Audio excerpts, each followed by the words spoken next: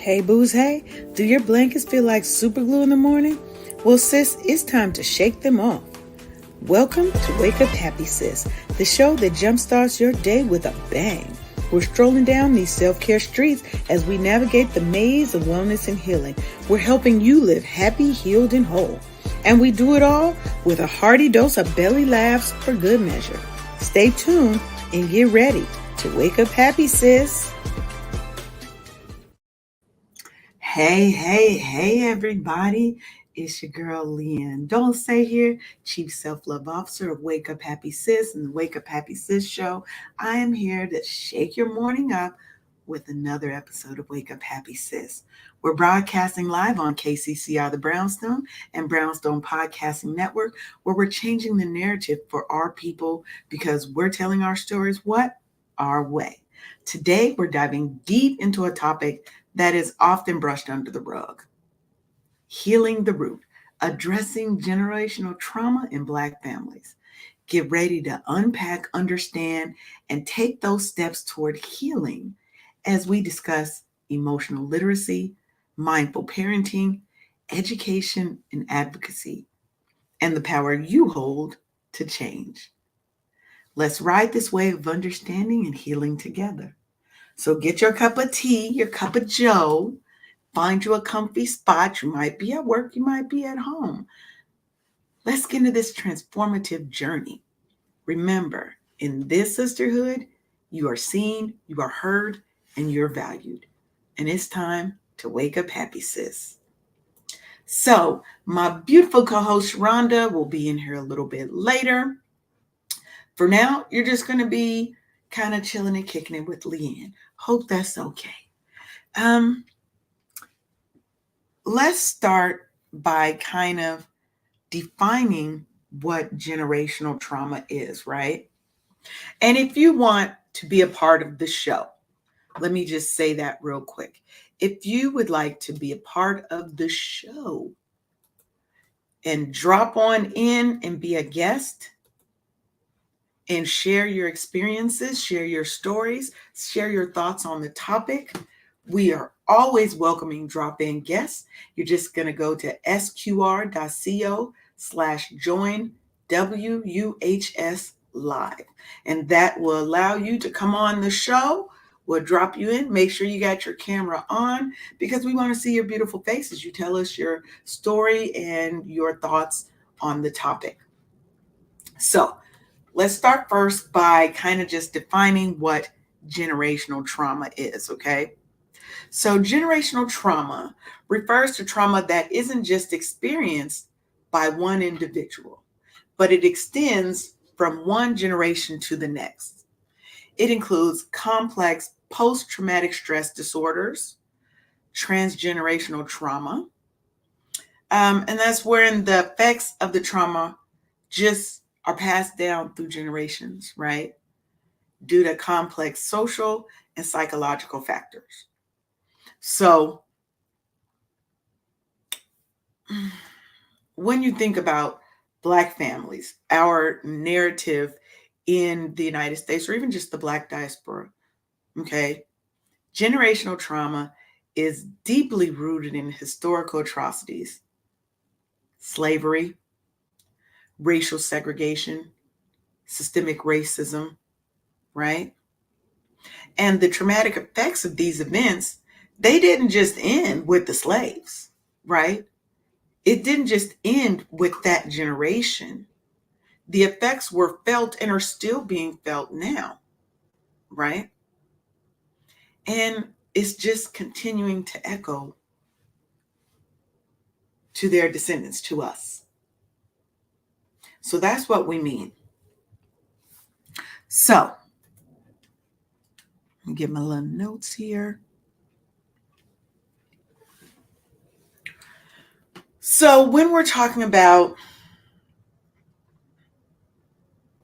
healing and getting to the root of these issues and realizing how we can kind of play a part in stopping the generational trauma, there has to be a point when some people say, you know what? I am going to be the one that stops this line in my family. Let's say you grew up in a household that was very violent, as some of us did, right? You saw your father or the male figure abusing your mother. He saw his father abusing his mother. And he may have saw his father abusing his mother. That's generational trauma that's passed down.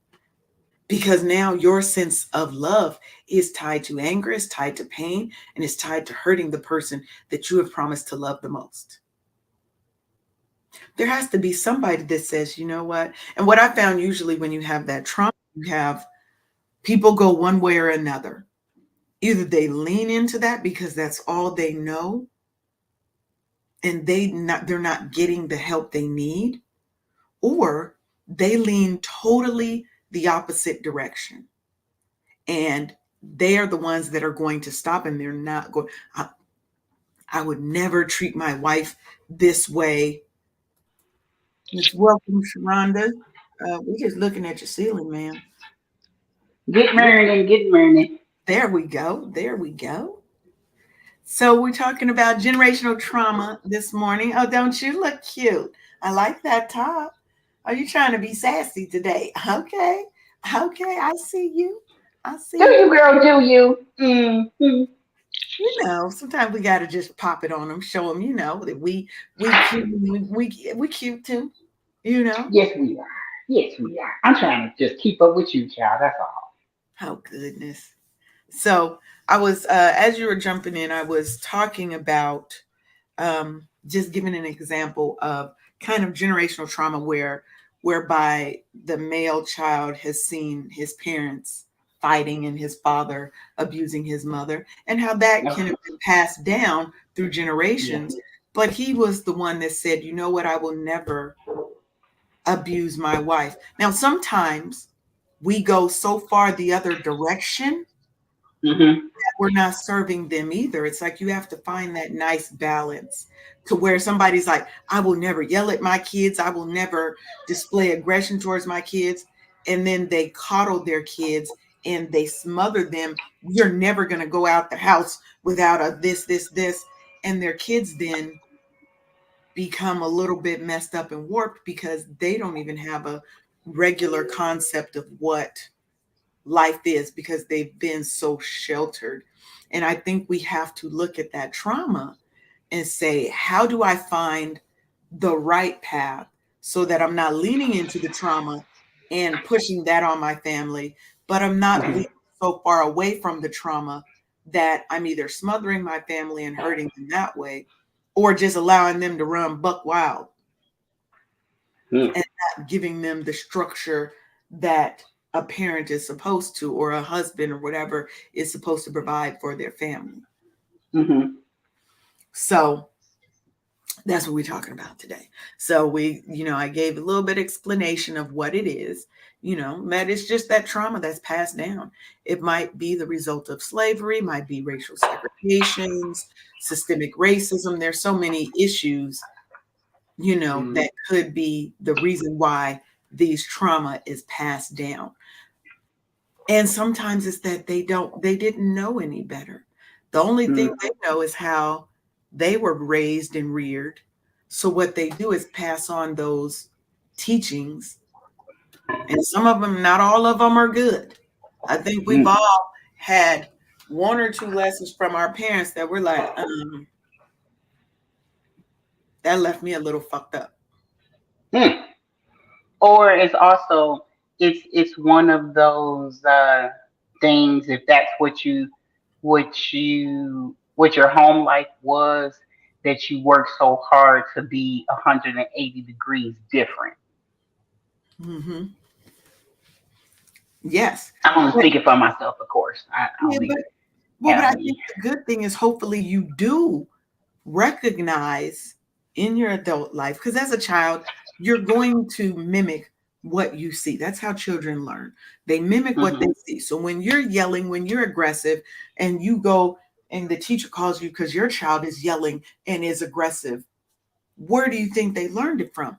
Children are here to mimic. We're supposed to be teaching them how to act responsibly, how not to act off of every emotion, right? Mhm. How to think through things before we act, how to be a good human and a good steward in this world. But Mhm. we were never taught that, and their Mhm. parents were never taught that.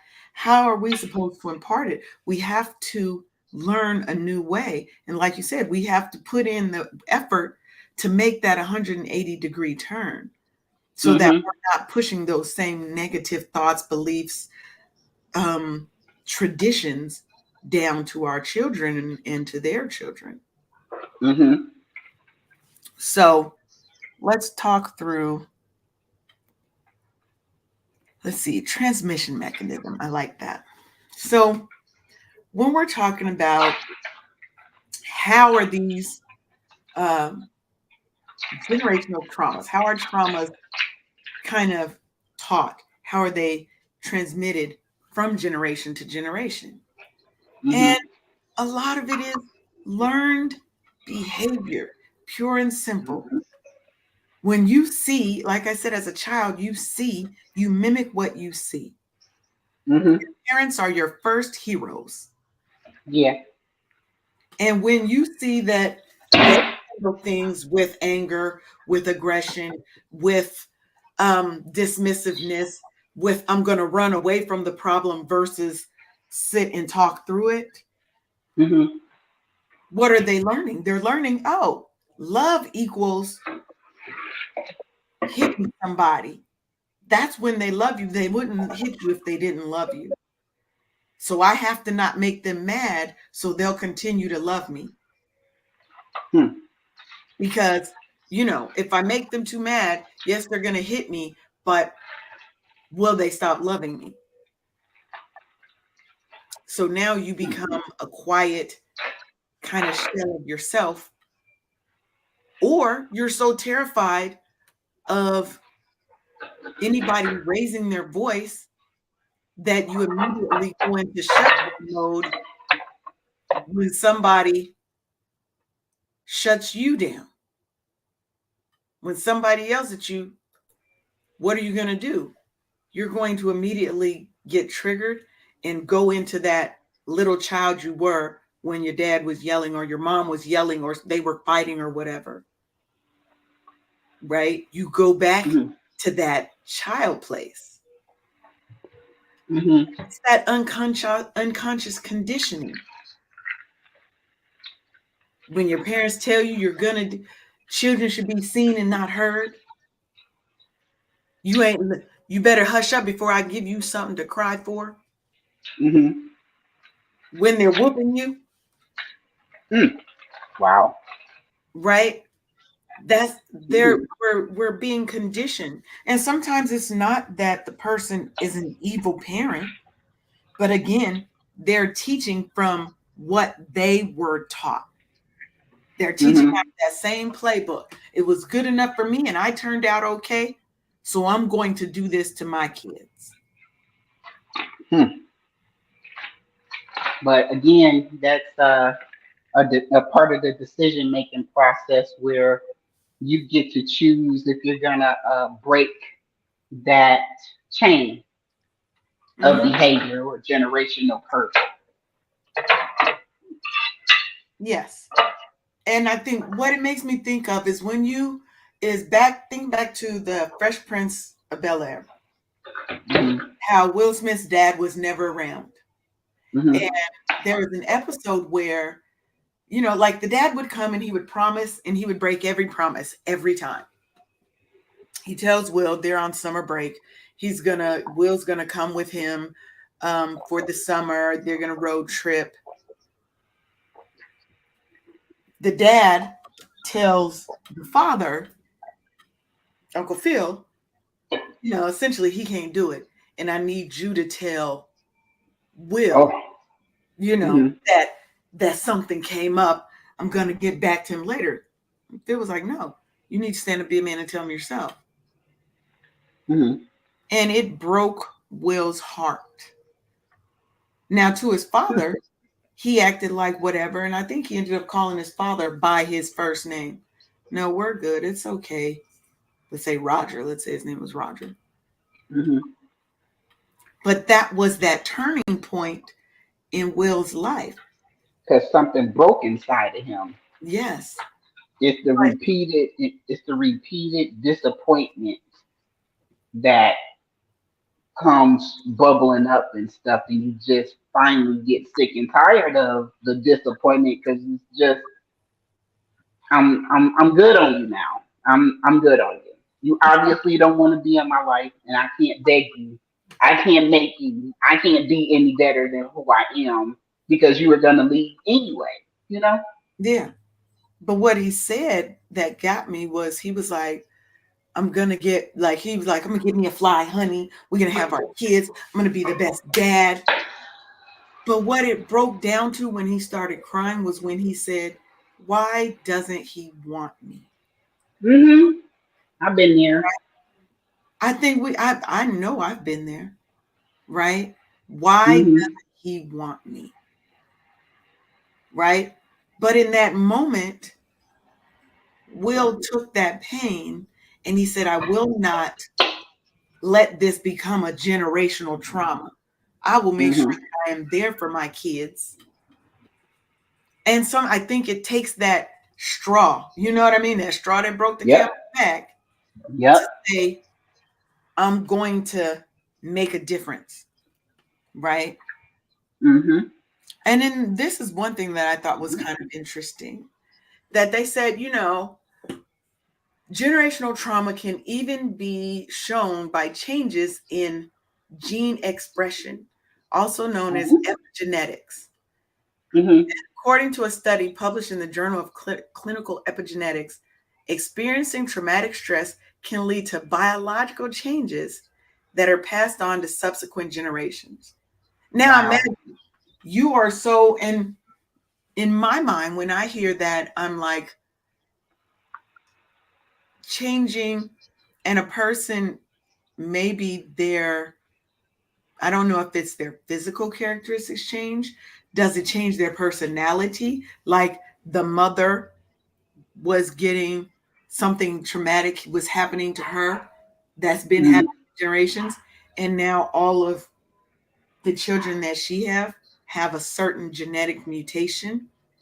Mhm. Doesn't mean like they're all very nervous, they're all very quiet, they're all very boisterous and outspoken.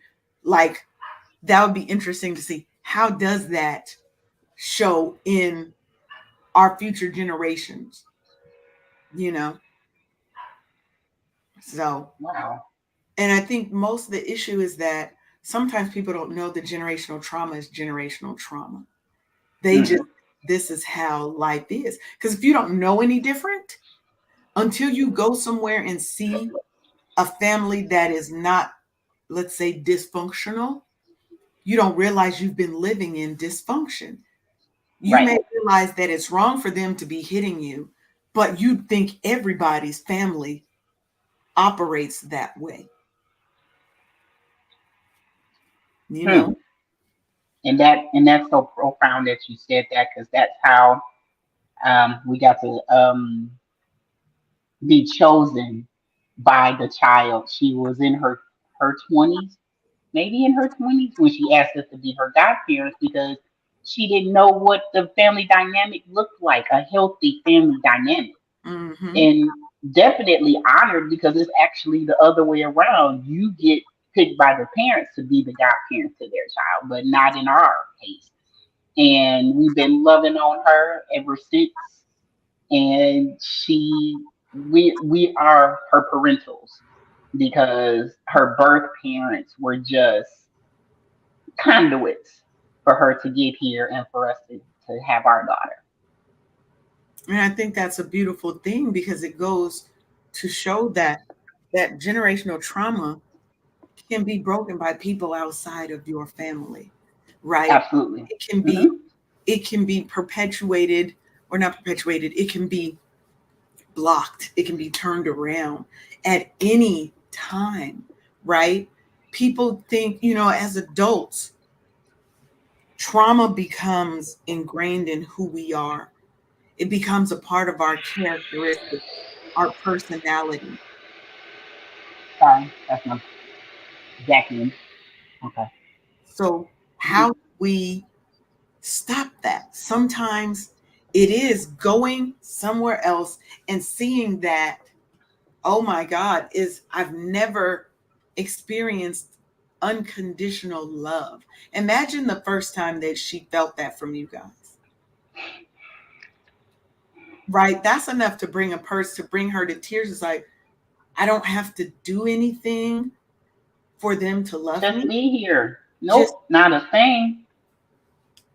and that's what hurts me when I see children who are now young adults who have gone through something horrific and they've lived and they've survived through that, but their mentality is so shook that they think, if I don't do this, this, or this, they're not going to love me, because that's what they've been taught, Hmm. and how much effort it takes to turn that around, because it's not something that's going to be turned around quickly, right? Hmm. Hmm. But understanding that there is generational trauma, understanding that these things that you've been going through are not normal. They're not something that everybody experiences. Your life is not supposed to automatically be this way. Those are the first steps towards healing. We have to Hmm. recognize there's a problem first, right?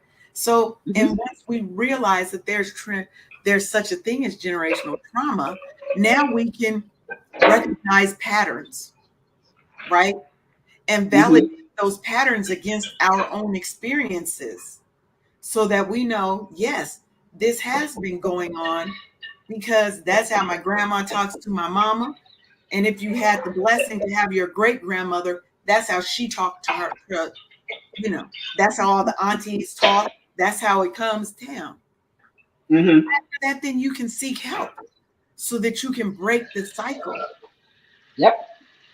But hopefully, it doesn't come at the expense of something super traumatic, that straw happening to you first, Hmm. you know?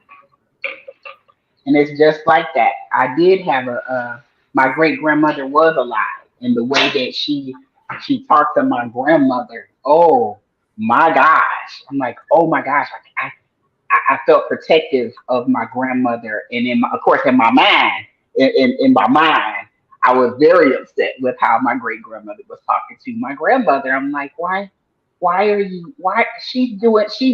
She sacrificed her whole life for you. She couldn't live her own life because she was taking care of you, and you're talking to her like that. Mm-hmm. Incredible, incredible, Yeah. And then, incredible. but then you look and you're like, at some point, you have to take a step back and say, and this only comes when you're an adult, right? When you have Hmm. that ability to really think rationally about things.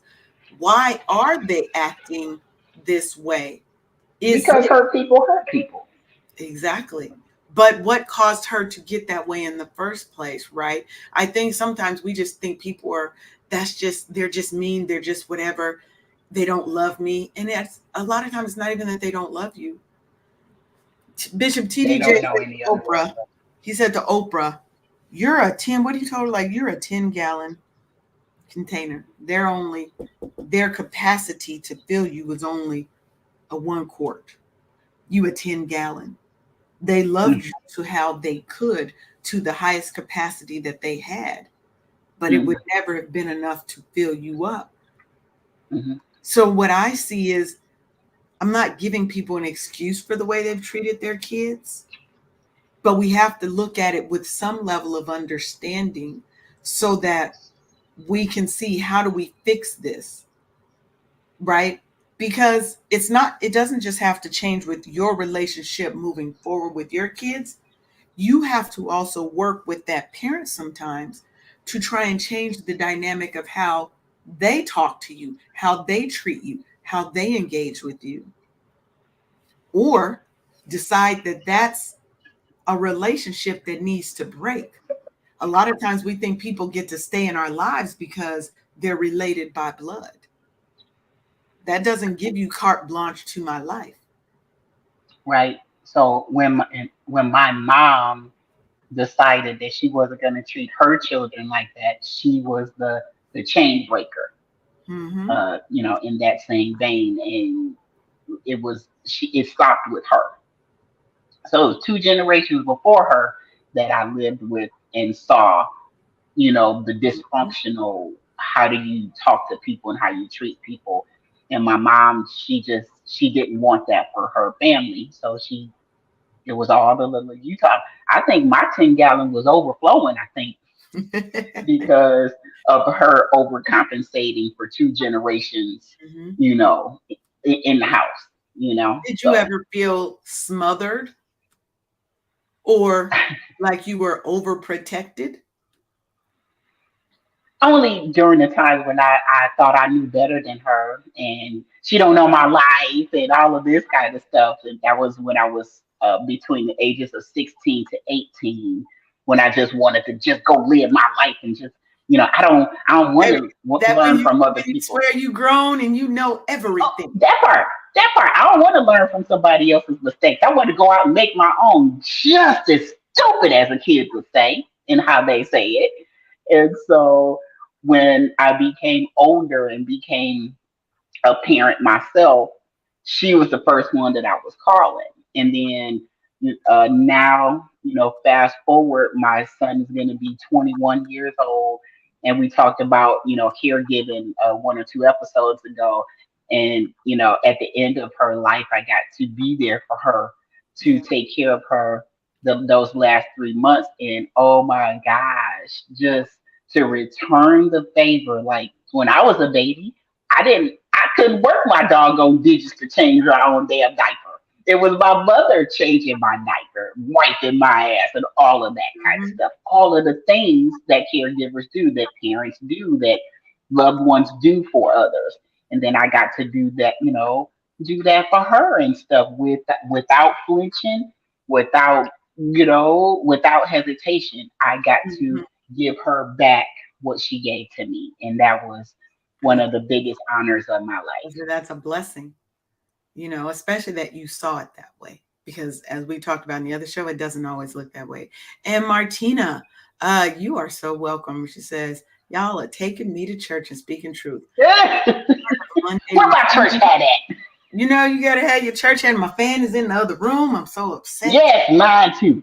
Ooh, But Martina, you can you are, get it today. Fan pop for you, ma'am. you are welcome. Yes, we would clack for you if we had our fans, baby. Because life is about growth. We cannot continue to stay in the same place doing the same things and think and expect our lives to be different. When we see something that is wrong, if we aren't the ones to change it for ourselves and for our children, and you know, because there were plenty of things that I did wrong in raising my child that I see her We all doing now, did it. right? I didn't know. Mm-hmm. But there were also things that I changed Mm-hmm. because I didn't want my daughter growing up feeling that she could not be who she was. She could not express herself. Because when we grew up, it was kids are seen and not heard. Mm-hmm. We didn't I have, wish you would say something and grown folks was talking. Oh, we. right. Now, did I whoop my kids and do I believe in whooping kids? Yes, I do. I don't believe Yes, in ma'am. I don't believe in beating and abusing kids. And I also don't believe in Right. just giving kids carte blanche to do whatever they want. Kids need structure, they need discipline. And sometimes Mm-hmm. they may need a little tap on the butt. I ain't saying you hit Mm-hmm. them with a belt. I ain't saying you hit them with a switch, with a paddle. But I do believe in spanking. And I do believe Mm-hmm. in pairing that with taking things away from the kid so that you don't get to these things are extra. Right. These things are extra. It is not My always it's a blessing and a benefit for you to get this. So once you mess up, you may not get these benefits again, right? my son learned about consequences and repercussions when you don't do what you're supposed to do. Yes, ma'am. My son's vocabulary is quite extensive. Yes, ma'am. Knows about So consequences. And okay, well, let's do a little brief. We got to do a little bit of show stuff. You are watching Wake Up Happy Sis on KCCR the Brownstone and Brownstone Podcasting Network, where we are changing the narrative for our Black and Brown people because we're telling our stories our way. We're going to break for a commercial. So we have the block party coming up soon. It's in early August. So just go and check out the commercial, y'all. Y'all ready for the hottest event of the summer? Brownstone Worldwide and Exhale Central Georgia are throwing the block party of the year on August 4th, 2024. From 7 to 11 p.m. at the Mill at Dovedown, located at 315 West Solomon Street in Griffin, Georgia, Suite 400, we're going to be throwing the Gala Event Fundraiser of the Year to actually help two promising young women blaze their trail to college. So go ahead and join us for fantastic food, drinks, networking opportunities, music, fashion shows, and local vendors. Tickets are only $30 a person, y'all. We're also accepting donations and seeking sponsors to back this noble cause. So jump on board, click the link below, or dial 470-862-0313 for more details. Go ahead over to brownstoneworldwide.com or give us a call. Let's go ahead and make college dreams a reality together at Brownstone Worldwide and Exhale Central Georgia. So if you don't have your tickets, you're in Georgia, you're in the Atlanta area, you want to come on down, you're going to get to meet a lot of the on-air personalities. You're going to be participating in a wonderful cause. Okay. We're helping send some young, deserving women, Black women, to college. We're helping them get a little bit of a head start on college. So let's make sure that we do that. And if you can attend, that's okay. We still ask that you donate. You can buy a ticket and give it to somebody that does live here, or you can just donate to the cause. That's what we're hoping. We need to help these young girls, our young, look, if we are not taking care of our own, who's going to? We've already seen that the lawmakers, all of that in this country really don't care about our people, our causes, our concerns. We have to be the ones to step up and take care of our own. And this is how we do it.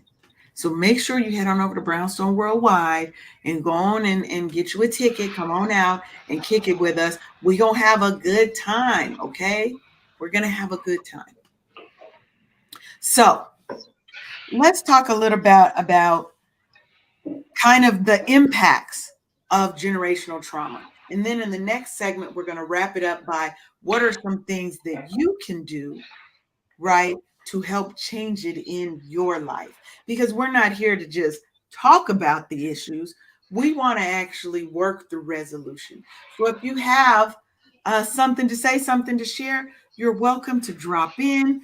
On the screen, we've got the link to drop in and be a guest, and you can share your thoughts and your feelings with us.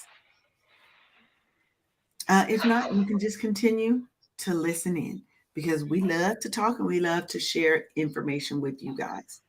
So there's different impacts that, especially that Black women have, that we have on our mental, our physical, and our emotional health when we're dealing with generational trauma. And with our mental health, that generational trauma can significantly impact our mental health. It's been linked to depression, anxiety, PTSD, and other mental health disorders. The Journal of Traumatic Stress reports that generational trauma can lead to increased vulnerability to mental health issues due to chronic stress. So, when you're dealing with all of these things, especially think back to when you were a young child, what I found that how my trauma manifests, I used to, if you see me sitting somewhere and I'm just sitting, usually my leg is moving. My leg is always kind of moving, right? Mm-hmm. That was a anxiety thing for me. Mm-hmm. I used to have the little monkeys that would rock back and forth. I don't do that, but my leg will be moving. One of my friends and I won't notice it's happening. So now it's just ingrained in who I am and what I do. But I do notice when I feel a little bit out of sorts sometimes, um, my leg will do that, Mm-hmm. right? Because it's an impact, it's a physical impact of the stress and trauma, but it also resulted in me being um, what do you call it? I'm an ambivert. I'm an extroverted introvert. I'm an introvert by nature, but I have extroverted. I can be an extrovert when it's called for, but my general nature is to be an introvert. That came from trauma, right? That came from feeling that I'm going to be rejected, being scared of that rejection to the point that it cripples me, and I don't like networking. It's hard for me to network and go up and talk to somebody first, right? I'm a very Mm-hmm. much an introvert. I've had to learn how to be extroverted in times, but I'm very uncomfortable with it. And it's to the point where usually my heart is beating so fast, so hard that I'm like, oh my God, I may pass out. And we're talking about Wow. physical. Chronic stress resulting from trauma can lead to hypertension, diabetes, and other stress related disorders. Mm-hmm. And we know that in the Black community, diabetes, hypertension, those things run, Hits us harder. you know, Mm-hmm. they run rampant in our community and they hit us harder than they seem to hit other communities because we tend to carry a lot more of the stress load. We have to Mm-hmm. not only worry about are we going to make it home safe just because of regular traffic? Is a police officer going to mistake us for doing anything, or our child, or our husband, or our partner? And are they going to make it home because they died at the hand of somebody else when they may not have even been doing anything wrong because they look like they doing something wrong? And it also can take an emotional toll that gets things like chronic fear, emotional numbness, and difficulty forming stable relationships. It can also lead to a state of hypervigilance where one is constantly on guard against perceived threats. It's like you're waiting for the other shoe to drop. Oh, he's nice, but but I'm just waiting for that one thing that he's gonna do because I know at some point he's gonna start hitting me, right? That emotional numbness where you have control issues. So you try to control everybody around you because you didn't have a sense of control in your own life when you were a child, right? Or Mm-hmm. you just have commitment issues. So you may be a little loose with everything because you don't think that anybody is going to love you long term. So you turn to these short, physical, romantic things as love because you're scared that no one is ever going to truly love you long term, or that maybe you don't feel that you deserve it. There's also societal implications.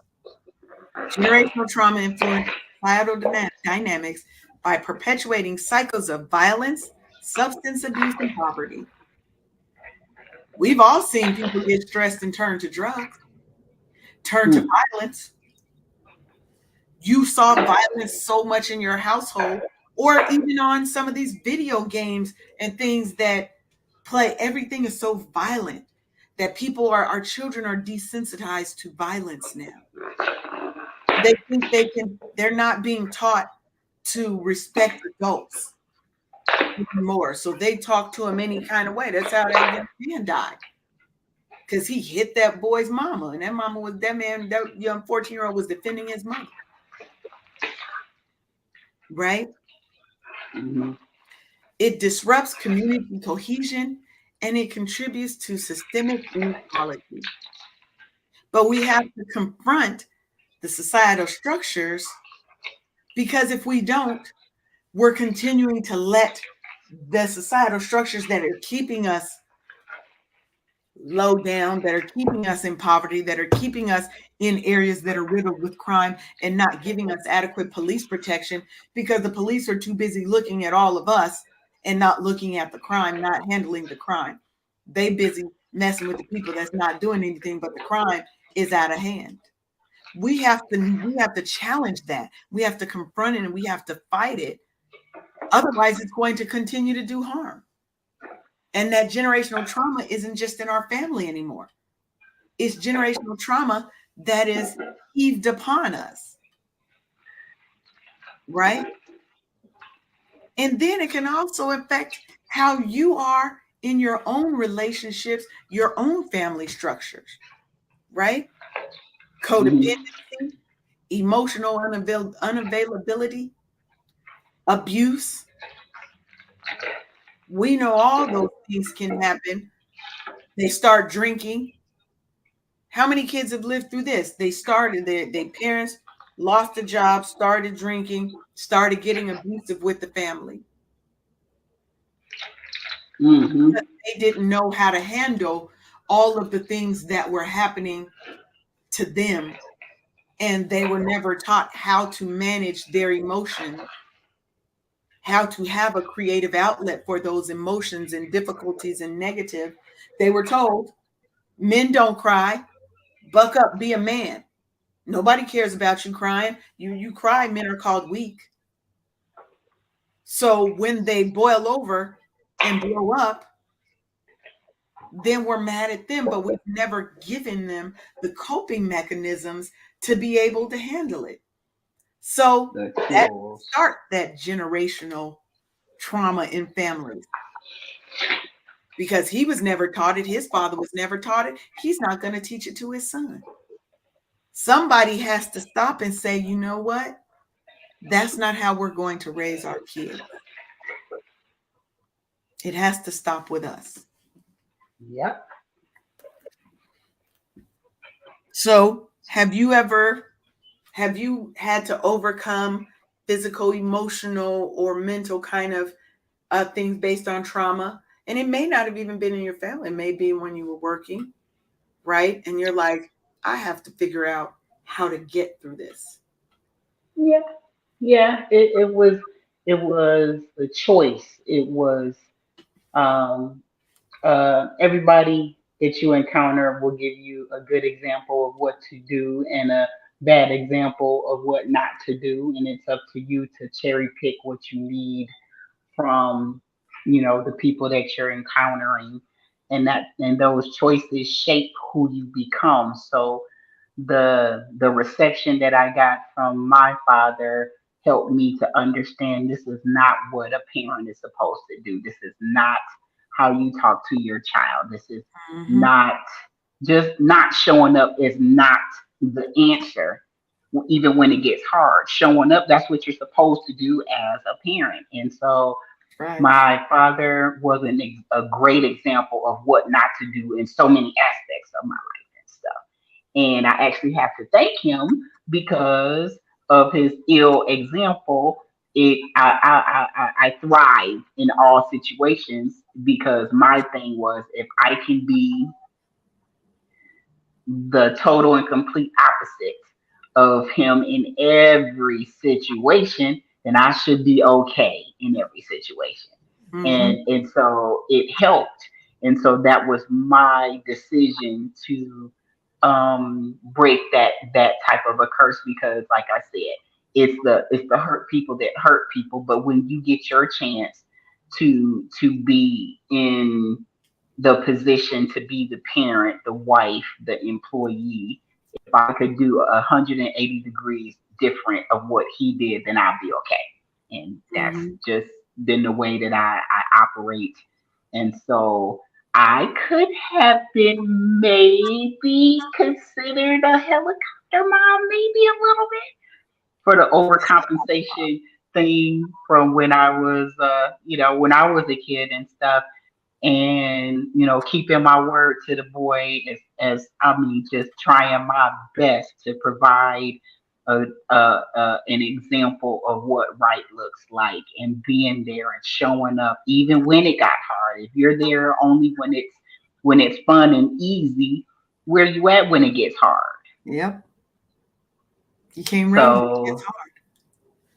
yeah, and so the blessing is that I hear my words coming out of my son's mouth, or he's thanked us for how we raised him, and That's him good. being able to cope and work hard, and that work ethic, and just show him what that looks like so he can fend for Mhm. himself when the time comes.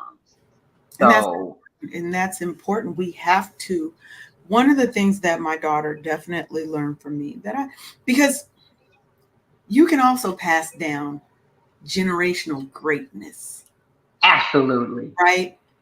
When I look at my grandmother, my great grandmother, now my mother died when I was 4. She was into Hmm. some she was into some major shit that she shouldn't Hmm. have been into. Okay. Hmm. So I don't remember my mother because I've always, as far as I can remember, I've always lived with my grandmother because my Hmm. mother was out of hand, out of control, out of pocket. Okay. And my grandmother wasn't going to let us become a part of the system. But what I saw was my grandmother was a die hard work. She was going to work. She was a teacher. She was always traveling and going to seminars and improving herself. And she would help us with our homework. And she wasn't the one was if three Johnny got 3 apples, and you just escalate and yell more instead of helping them understand how to calculate it. That wasn't her, right? Uh-huh. My great grandmother was a taxi driver. She owned her own cab. So she would take us on excursions, right?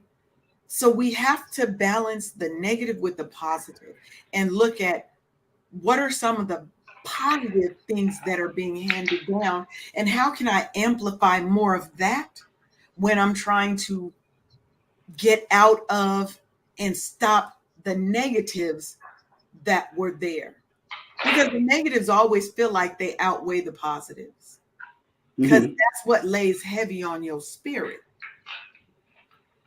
But if we can take those pieces of the positives, hopefully you have some, and your whole life experience hasn't been one negative after another. But they don't have to be positives within your family, maybe positive somewhere else to Hmm. show you that something better can and does exist, and it can exist for you, Hmm. right? Because I don't want to just be angry all my life.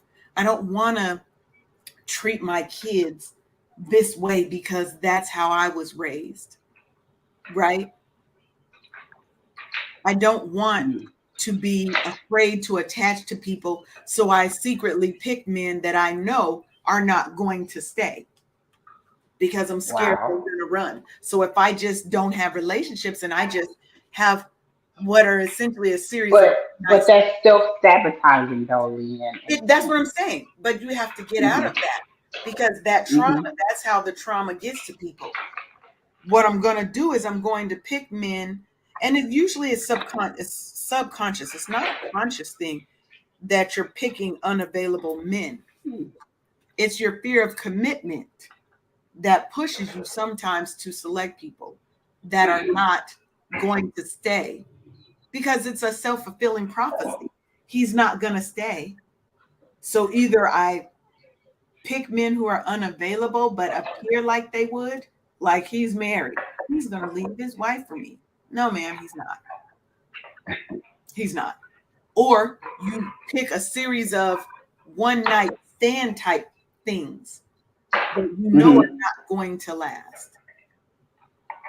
Because that way you feel you have control. It's not really control, it's a trauma response. Mm-hmm. We have to, how do we turn that corner into changing?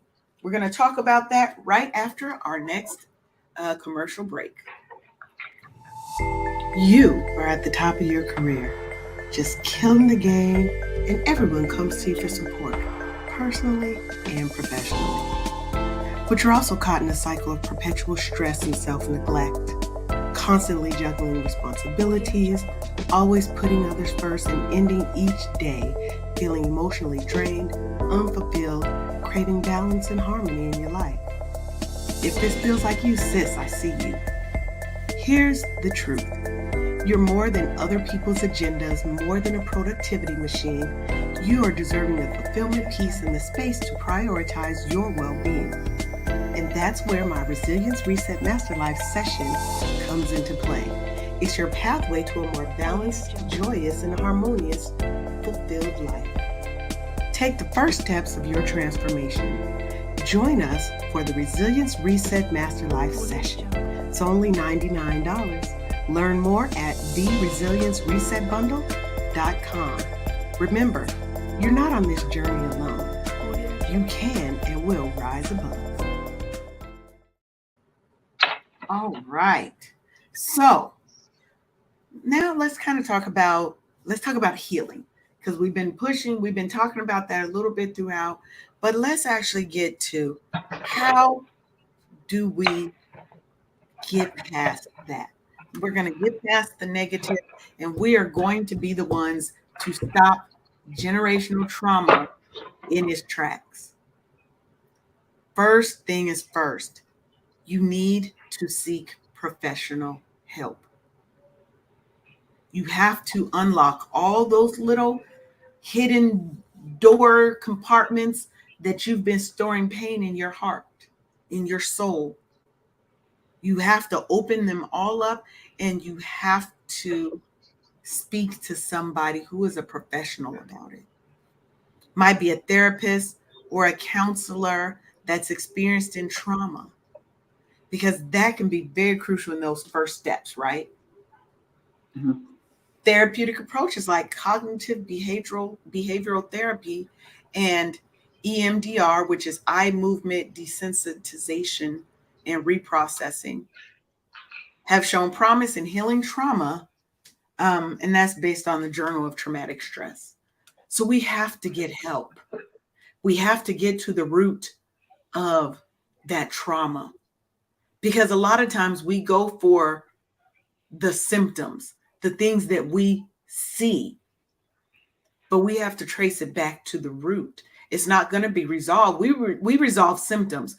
We typically aren't resolving the root problem.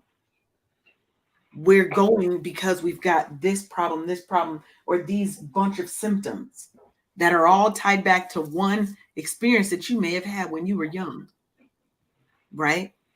Mm-hmm. We have to integrate better self-care practices like mindfulness, and that's really being present in the moment and allowing yourself to feel the feelings without judging those feelings, but just feeling the feelings and figuring out how to move ourselves to the path where we want to be.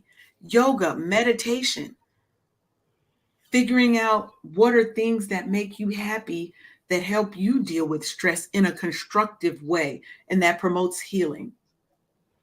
No longer are we turning to the drugs, the alcohol, abuse, sex, or whatever it is that we turn to when we need to deal with stress. Maybe it's taking a walk, getting out in the fresh air. For me, I love watching videos of babies and like kittens and puppies when they be like just acting crazy, Mm-hmm. right? Because those things will just bring you joy for no reason, right? And help lift you out of a bad mood. It might be listening to great music. Sometimes I found that listening to, if I'm in a bad mood, I don't want to listen to negative songs. Mm-hmm. I need to listen to something hype, upbeat. I don't even usually sometimes want mellow music if I'm feeling kind of melancholy. I want something hype, upbeat that's going to kind of raise my energy vibration, Mm-hmm. you know? And we need to focus on building resilience. The commercial that I just played was for my Resilience Reset Master Life session, where we're really helping people cope with the impacts of the trauma. And it might be that you're going to start using positive affirmations. Words have power. Absolutely. And the power of the tongue. Yes, Yeah. ma'am. Sometimes you have to just keep saying it until it rings true for you, right? It might be about maintaining a healthier lifestyle. Eating right and exercising and all those things do help. They really do help. And it's also about getting support. Joining a group like my membership, the Self-Care Sisterhood, the Sister Circle, finding women and men sometimes who have your back, who are going to be there for you. They're not going to judge you, but they're also not going to let you get away with bullshit. They're going to call you on the carpet and hold you accountable to the better version of yourself you say you want to be. And also, we have to advocate and fight to address systemic issues. We have to change the policies. We have to vote. We have to become legislators, lobbyists, activists, and fight for change for our community, for our people, because they aren't listening to us. Or we build the hospitals and the clinics and the places where we are serving our people. We have to advocate for us. Because if we don't, who's going to? Right? Mm. So what do you think? What would be, if you're saying, hey, you need to focus on healing? How would a person who's stuck in that, how do you think they're going, what's the first step you would recommend they take? Trust yourself, the positive affirmations.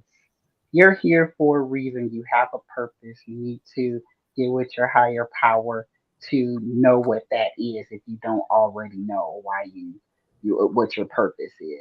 And Mm-hmm. walk in that thing. I mean, I didn't automatically wake up and jump into numbers. It was implanted in me. Mm-hmm.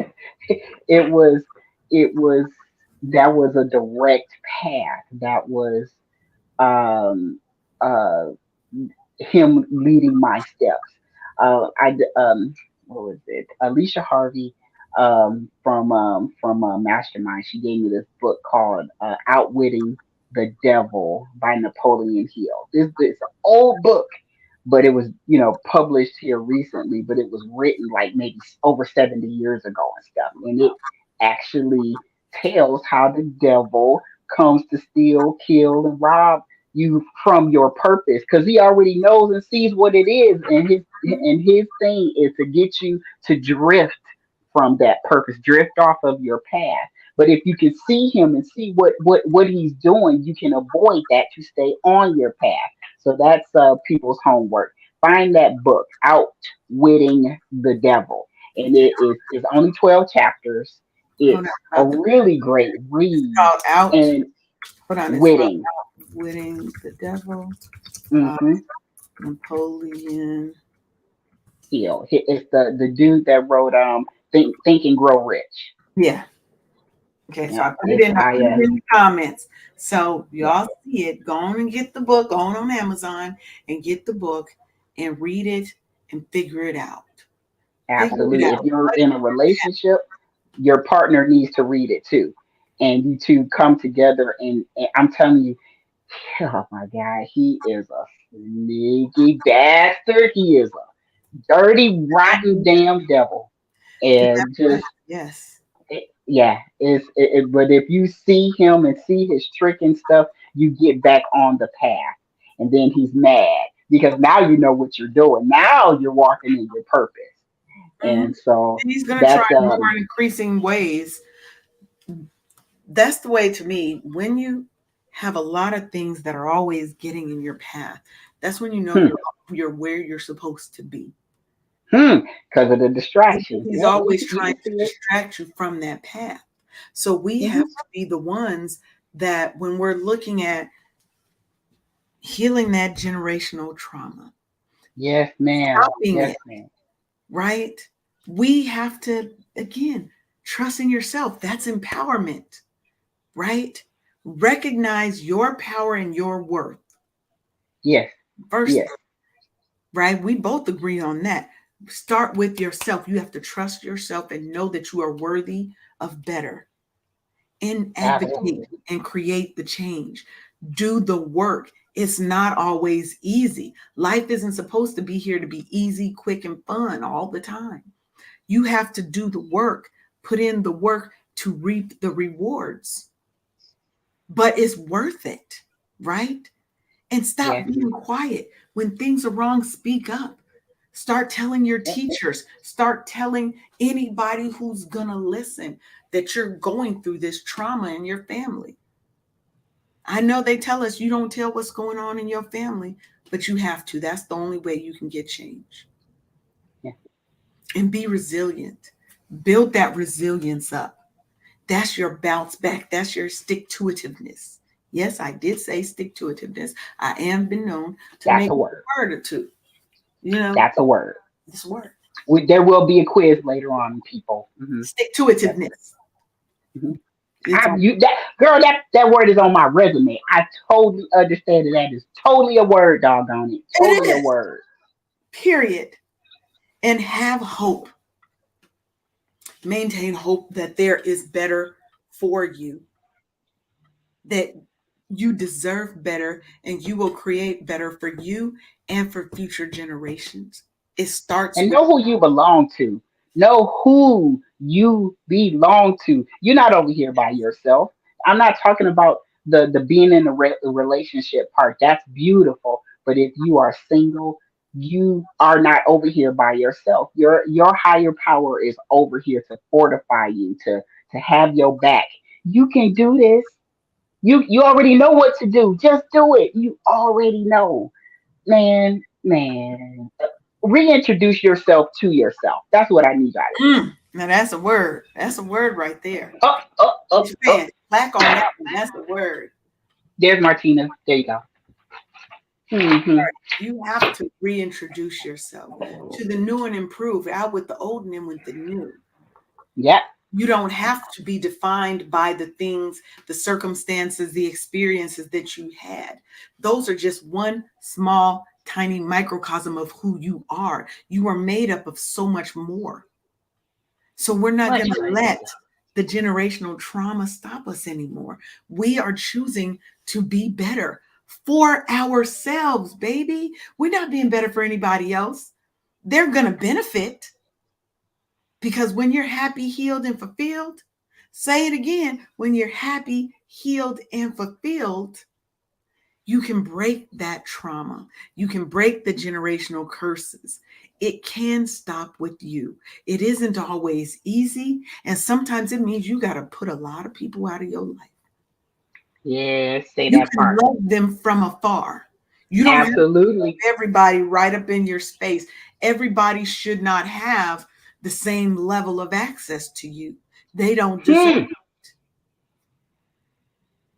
So, Tay, I want you, if you take nothing else from what we said today, I want you to take that one, you are worthy of change. Absolutely. You are the change. And you're going to reintroduce yourself to yourself. You can do it. Now, I want y'all to be blessed, to have a fabulous Monday. And Sharonda, tell them where they can find you. You can find me on all platforms, Bookkeeping 101 LLC. My website is bookkeepingforlife.com, and I will help you get your books together so you can continue doing the doing your business, because your books are my business. Thank you. And you can find me pretty much everywhere. I'm all over the place. You can connect with me on any social media at Dulce and Lay, like Dolce and Gabbana, you know. You can also join our mailing list. Just head on over to wakeuphappysis.com.